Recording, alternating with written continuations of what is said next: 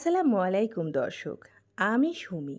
আমার চ্যানেল শখের লাইফস্টাইলে আরও একবার আপনাদের সবাইকে স্বাগত জানাই। কাছে কিংবা দূরে, দেশ কিংবা দেশের বাইরে, যে যেখান থেকে আমার এই ভিডিওটি দেখছেন, আশা রাখছি আল্লাহর অশেষ রহমতে ভালো আছেন, সুস্থ আছেন। আলহামদুলিল্লাহ, আমরাও ভালো আছি।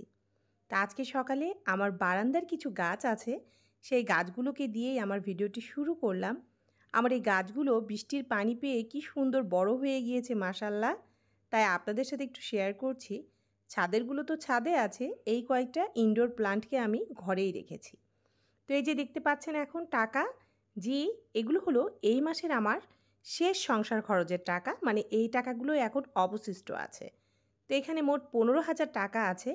এখান থেকে আমি আজকে 5,000 টাকা বের করে আপনাদের ভাইয়াকে বাজার করতে দিব, কারণ যেহেতু বাজার ফুরিয়ে গিয়েছে। আর এই 10,000 টাকা থাকবে, এই 10,000 টাকা এই মাসে আমি জমাতে পেরেছি। জি, ঠিকই শুনেছেন, এই মাসে কিন্তু আমি 10,000 টাকা জমিয়েছি।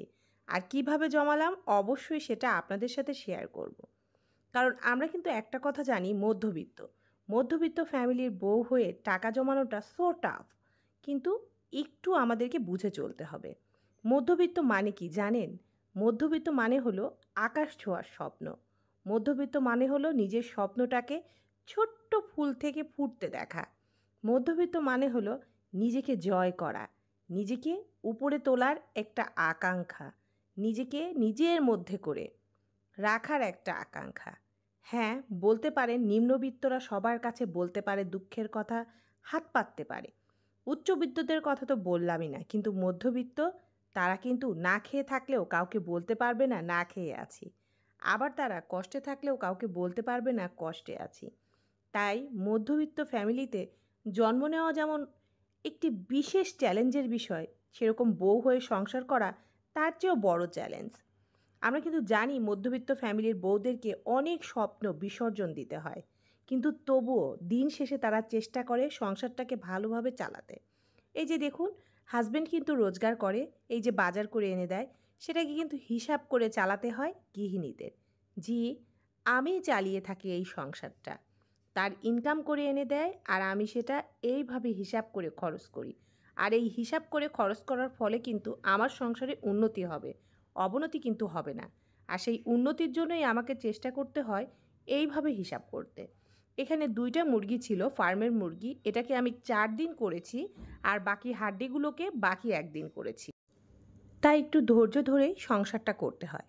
তো মুরগিটা 5 দিন করে রাখলাম। আর এই যে দেখতে পেলেন খাসির কলিজা, জি খাসির কলিজা এনেছে 1 কেজি, সরি খাসির না, এটা গরুর কলিজা ছিল আর গরুর মগজ।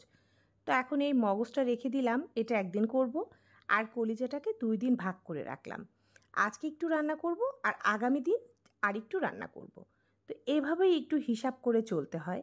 আমরা চাইলে কিন্তু এইভাবে হিসাব করে সংসার চালাতে পারি। আর বিশ্বাস করুন, এভাবে হিসাব করে চললে অনেক টাকা কিন্তু আপনি জমাতে পারবেন। হ্যাঁ, বলছি না শুধু মাছ গোস্ত খেতে হবে, সবজি খাবো, ডাল খাবো, সব কিছু দিয়েই চলবো। একটু বুদ্ধি করে চলবো, একটু টেকনিক করে চলবো। আর ওই যে বললাম টাকা জমানোর আরেকটা বিশেষ টিপস, সেটা কি জানেন? এবার ঈদে আমার পাশের বাসার ভাবি খুব দামি একটা কাপড় কিনেছে, কিন্তু আমি কিন্তু নিইনি, কারণ কুরবানির ঈদ, কাজ করেই সময় পাবো না, কাপড় দিয়ে কি হবে। সেই টাকাটা কিন্তু আমার জমানো হয়ে গেল। আপনারাও চাইলে এইভাবেই করতে পারেন। যদি বেশি প্রয়োজন হয়, একটি বাসায় পরা 3 পিস নিয়ে নেবেন, হয়ে গেল। আমার কথা, যেটা আমাদের খুব দরকার সেটা কিনবেন। বাড়তি কিছু কিনে টাকা নষ্ট করার প্রয়োজন নেই। আর কে কী পড়লো, কে কী কিনলো, কে কত টাকা খরচ করলো, প্রয়োজন নেই দেখার। আমার সামর্থ্য আছে 10,000 দিয়ে পড়ার, আমি 10,000 দিয়েই পড়ব। যার সামর্থ্য 1,00,000 টাকা দিয়ে পড়ার, সে 1,00,000 টাকা দিয়ে পড়বে, কিন্তু তার সঙ্গে আমাকে কম্পেয়ার করতে হবে না। আর আমি যদি সবসময় উপরের দিকে তাকাই, তাহলে কিন্তু কিছুই করতে পারবো না জীবনে। আমাকে তাকাতে হবে নিচের দিকে, মাটির দিকে। আর কী জন্য বলছি এটা জানেন? যখন নিচের দিকে তাকাবো, তখন নিজেকে সুখী মনে হবে। তখন মনে হবে আমার চাইতেও দুঃখী মানুষ আছে, হয়তোবা তার স্বপ্ন পূরণ হয়নি। তাহলে কেন আমি এখনই অধৈর্য হব? তাই বলবো, একটু ধৈর্য ধরুন, একটু সময় দিন, অবশ্যই সুদিন আসবে। আর মধ্যবিত্ত ফ্যামিলির বউ হয়ে এটুকু আপনাকে অবশ্যই ধরতে হবে। এবার বলে দিচ্ছি টাকা জমানোর আরেকটা উপায়। এই যে দেখতে পাচ্ছেন বাজার, এই বাজারগুলো কিন্তু মাসের শেষে আমার এখন লাগছে। আমি কিন্তু প্রতি মাসে মাসের বাজার করাই। এখানেও একটি টেকনিক খাটাই। সেটা কি জানেন? আমি কম করে নিয়ে আসি এই জিনিস। আমি চিন্তা করি দেখি তো এই জিনিসটা দিয়ে কয়দিন আমার চলতে পারে, আমি ঠিক সেই হিসাব করেই নিয়ে আসি। আর মাস শেষে এই টাকাগুলো কিন্তু আমার বেঁচে যায়। আপনারাও ইচ্ছা করলে বাজার থেকে এইভাবেই টাকা জমাতে পারেন। আমি বলছি না আপনাকে এই মাসে ১০,০০০ জমাতে হবে। আপনি ৫০০ জমান, ১,০০০ জমান। যার যতটুকু সামর্থ্য সেই অনুযায়ী জমান। কিন্তু জমাতে হবে। আর সবসময় লক্ষ্য রাখবেন যে জিনিসটা খেতে পারেন সেটা কিনবেন। অহেতুক টাকা নষ্ট করবেন না। এই যে চাউলটা দেখিয়ে দিলাম নাজির শাল, এই চাউলটা খুবই ভালো। আমরা এটা কেন কিনি জানেন? এই চাউলের ভাত রান্না করলে আপনাদের ভাইয়া, ছেলে, আমি কেউই নষ্ট করি না। আর এর আগে মাঝখানে যখন অন্য চাউল নিয়ে এসেছিল তখন ভাত নষ্ট হতো।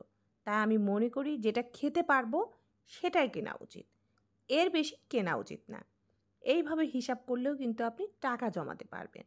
আর এবার আসি খাবার-দাবারে। এই যে দেখতে পাচ্ছেন ফলমূল, জি অনেকগুলো ফলমূল এনেছে। আমাদের উচিত স্বাস্থ্যের খেয়াল রেখে ফলমূল খাওয়া। বাইরের ফাস্ট ফুড, ভাজাপোড়া এগুলো না খেয়ে একটু ফলমূল খাওয়া যাতে শরীরটা ভালো থাকে। কারণ আপনি যদি অসুস্থ হন তাহলে কিন্তু ডাক্তারের কাছে গেলেও আপনাকে মোটা পরিমাণের টাকা খরচ করতে হবে। তখনও কিন্তু আপনার সংসারের উন্নতি না, অবনতি হবে। তাই চাইলেই ২,০০০ খরচ করে নিজেকে সুস্থ রাখতে পারেন, ফিট রাখতে পারেন। তাহলে অসুস্থও হবেন না, ১০,০০০ টাকা খরচ করে ডাক্তারের কাছেও যেতে হবে না। তাই বলব সামর্থ্য অনুযায়ী। এমন আহামরি কিছুই আমি কিন্তু কিনি না যে যেটা আপনাদের সামর্থ্য নেই। আশা করব আমার সব আপু ভাইয়ারাও পারবে এইভাবে ফলমূল কিনে খেতে। তাই আর কি বলা।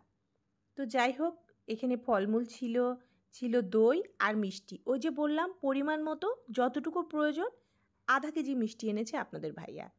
আমার যতটুকু লাগবে ঠিক ততটুকুই। এর বাড়তি কিছু না। তো এইভাবে যদি একটু হিসাব করে বুদ্ধি করে চলি তাহলে কিন্তু অনেক টাকা জমানো যায়। আর আমিও কিন্তু এইভাবেই টাকা জমিয়ে থাকি। আপনারাও চাইলে এইভাবেই জমাতে পারেন। তা আমার আপু ভাইয়ারা আপনাদের কাছে কেমন লাগে আমার ভিডিওটি অবশ্যই একটি কমেন্টে জানাতে পারেন। আর আজকে কিন্তু আমি আপনাদের কাছে কোনো লাইক চাইনি। আমি জানি আমার মিষ্টি আপু ভাইয়ারা এমনিই একটি লাইক করে দিবে আমার ভিডিওটিতে। তো সব কিছু হয়ে গিয়েছে। এখন রান্নাবান্না শেষ। নিয়ে আসলাম ডাইনিং টেবিলে আজকে কি, কি রান্না করলাম। আজকে রান্না করেছি ডাউল, ছিল ওই সেই কলিজা ভুনা, লাল শাক ভাজি আর ছিল ডিম ভুনা। এটা দিয়েই আলহামদুলিল্লাহ আজকের খাওয়া-দাওয়া শেষ হয়ে গিয়েছে। তো এই যে দেখতেই পাচ্ছেন সব খাবার আমি টেবিলে সার্ভ করে দিয়েছি। তো এতক্ষণ যারা ধৈর্য ধরে কষ্ট করে আমার ভিডিওটি দেখেছেন, আপনাদের সবাইকে জানাই অসংখ্য ধন্যবাদ। আপনারা সবাই ভালো থাকবেন, সুস্থ থাকবেন। আমাদের জন্য দোয়া করবেন। আমিও আপনাদের জন্য দোয়া করব। তো আমি সুমি এখন আপনাদের থেকে বিদায় নিয়ে নিচ্ছি। আল্লাহ হাফেজ। আসসালামু আলাইকুম।